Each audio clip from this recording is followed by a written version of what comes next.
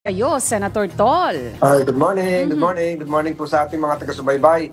Ngayon po ay Huwebes ng umaga.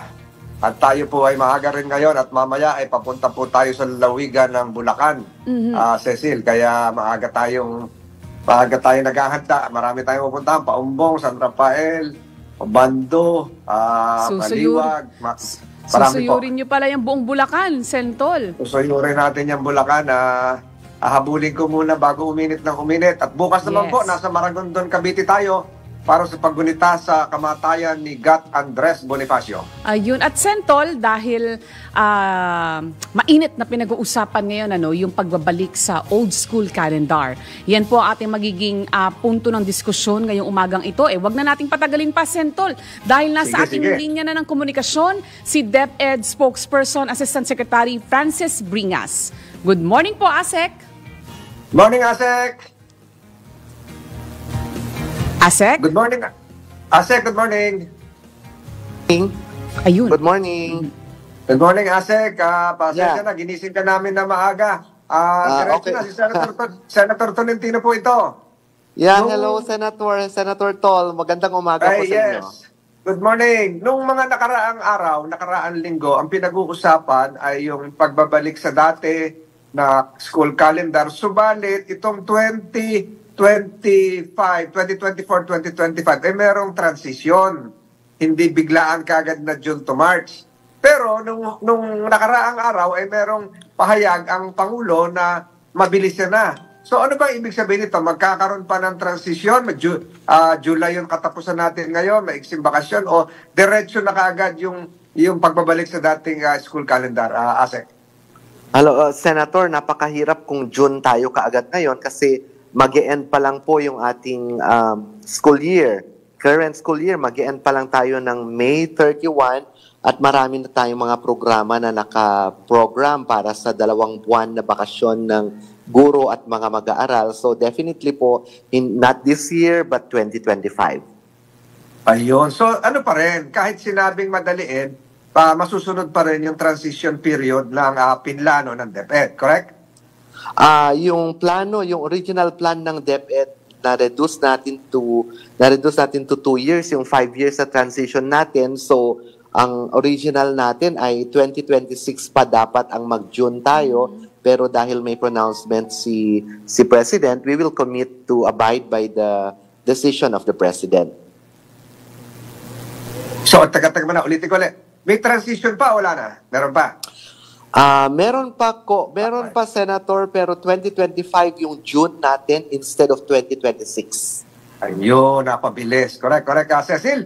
Meron kang karagdagan tanong? For this, ito pong papasok na school year, Asek, anong buwan po magsisimula ang pasukan? Cecil, itong papasok na school year, July 29 pa rin ang magiging opening natin. Pero ang ating tinitignan ngayon, yung pronouncement nga ni President Marcos na kailangan by next year mas mabilis ang opening natin. So tinitignan natin ngayon ang March 31 na ending ng papasok na school year.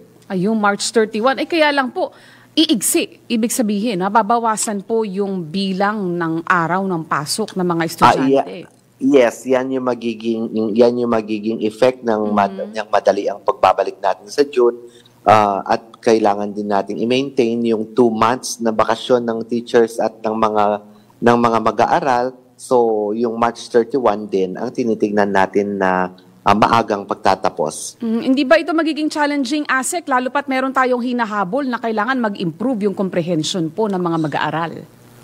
Yan yung bibigyan natin ng lunas sa department. Pag-aaralan natin yan kung paano natin may iwasan ang pagkakaroon ng additional na learning loss natin kung sakali man nga na March 31 na yung ending natin sa pagpapabilis natin ng June na opening by next year. Ano ba yun? Iikli yung school calendar pero pahabain yung oras? Kasama ba yun sa mga tinitingnan yung intervention, Asek? Hindi naman siguro kasi ayaw din naman natin na masyadong ma-burn out yung mga bata per day, no? Baka masyadong mahaba yung gugugulin at syempre yung conditioning ng mga bata sa mga ganyang schedule, baka masyado rin silang mahirapan. So, pag-aaralan natin kung ano yung mga pinakamagandang interventions. Pero ngayon po, sir, ano po ba yung mga immediate intervention na inyong mga nakikita para habulin yung mawawalang ilang araw po ba itong mawawala sa school calendar? Gaano po kasi tinitignan natin yung school calendar natin by yung aggressive na reversion natin. 165 days lang ang maiiwan, no? So, ang minimum dapat natin ay 180 days. So, parang meron tayong mga 15 days na magiging balanced dyan. May ano po? Yes, sorry. Sentol. Go ahead po, Sentol. Yung nag-declare kasi ng ADM mode ay halos 7,000 plus lang ngayong kasalukuyang school year. Yung mga iba naman ay hindi na-declare na ganun ang modality ng pagtuturo. Paano kung yung naparami yung absent ng isang estudyante dahil sobrang init ngayon? Ito ba mamasamain ng school authorities o bibigyan ng makeup classes? Yung ADM naman natin, Sentol, hindi yung suspended talaga na walang ginagawa. Naka-home-based learning sila, so they may be on asynchronous modality at may mga home-based learning na nangyayari. Hindi po, yung mga hindi nag-ADM, yung talagang umabsent na dahil sa sobrang init. Kasi 7,000 plus lang yan out of how many schools. Yung mga umabsent dahil hindi sila naka-ADM pero umabsent sila. So, yes. Wala po tayong hindi po tayo nagbibigay ng make-up classes. So, yan yung gagawin nila is after ng final exam, May 16 and 17, meron pa tayong natitirang 2 weeks na maaring gugulin ng mga batang ito para mag-make-up o maghabol ng kanilang mga requirements na kailangan i-submit bago matapos ang taon. So ibig sabihin, hindi mamasamain yung pag-a-absent nila dahil sa tindi ng init? Hindi naman, Senator. Basta lang ito ay may abiso at syempre ito ay justifiable dahil talagang mainit naman dyan sa lugar na yan at bibigyan na lang sila ng mga additional work na gagawin para ma-cope yung mga na-miss nilang araw. Yung sinasuggest ko, Asek, ito namang El Nino, hindi natin alam kung kailan ulit tatama ito, ganong katagal, ganong katindi. So siguro sa mga planning sessions nyo with DPWH in terms of constructing new classrooms or repairing, dapat siguro pag-usapan na rin, hindi lamang yung mga typhoon-resistant buildings, kundi yung heat-resistant buildings, yung may proper ventilation, para kung sakaling tumama ulit itong mga ganitong weather phenomenon, may hangin naman yung mga classroom na hindi naka-air condition o naka-electric fan, lalong-lalo na sa mga probinsya. Ginagawa ba yan o gagawin? Ginagawa yan, Senator, ngayon yung ating Education Facilities Division. Meron talaga silang ginagawang mga bagong designs na kasama ang DPWH at nagpo-focus talaga sila sa ventilation din at yung roofing materials natin. Yes, siguro iaangat lang yung kisame. Tapos yung jalousie na nakahoy ay medyo nasa taas. Hindi papasok ang tubig pag malakas ang ulan at tuloy-tuloy din ang pag-circulate ng hangin. Ako, wala na akong tanong. Cecil, at napaaga natin ng gising si Asek. Apo, Sige, Asek, Senator Tol. may may pahabol lang po. Meron po ba kayong tinitingnan na immediate intervention para pumapunan yung mawawalang school days? Yung ating school days talaga na tinitignan yung pagdadagdag ng mga araw kung saan naka-ADM yung mga bata.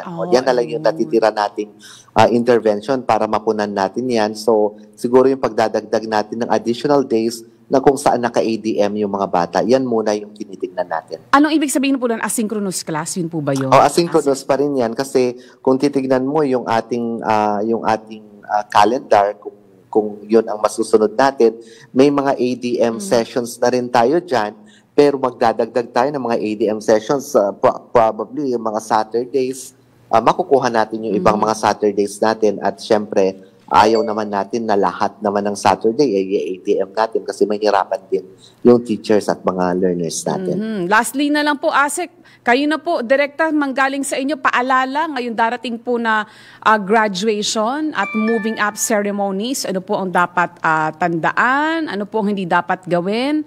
Go ahead po, Asek. Sige, Cecil, salamat.